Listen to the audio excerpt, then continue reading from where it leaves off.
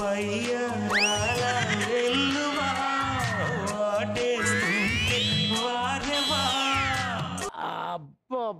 బాబీ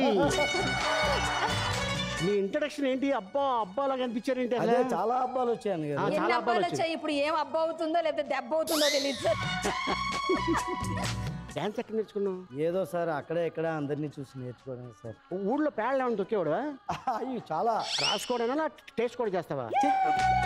నువ్వు కరాటే నేర్చుకున్న తర్వాత కొట్టేదానివా లేకపోతే కరాటేకి ముందే కొట్టేదానివా? కరాటే నేర్చుకున్నప్పుడు కొట్టాను, నేర్చుకోక ముందు కొట్టాను. అంటే రీజన్ లేకుండా కొట్టేదాని లేకపోతే రీజన్ ఉండే కొట్టేదాను అంటే ఇప్పుడు అమ్మాయిని చూస్తే ఆటోమేటిక్గా ఏదో ఒకటి అంటారు కదా అంటారా? ఇటీవల మధ్యకాలంలో ఒక ఇంటివాడు అయ్యాడని విన్నాను. అవును సార్. అంటే పెళ్లి కాదు, పెళ్లి చాలా కాలం అవుతుంది.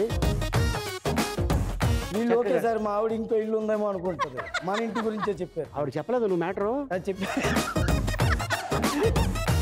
మ్యారేజ్కి ముందు నాకు చెప్పా కదా షూటింగ్లో.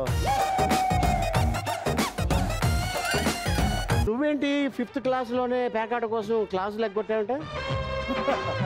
5th క్లాస్లోనే పేకాట ఏంటది? దొడ్డిదారిని వెళ్ళిపోయి వాళ్ళ ఇంటి వెనక వైపు ముందు వైపు తలుపేయించేసి బ్యాక్ సైడ్ వెళ్ళి కూర్చుని ఆ రూపాయి పెట్టడం.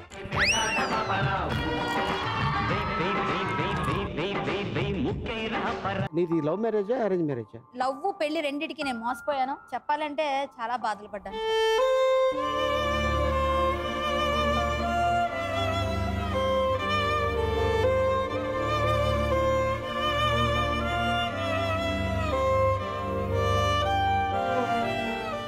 మీ ఈటీవీలో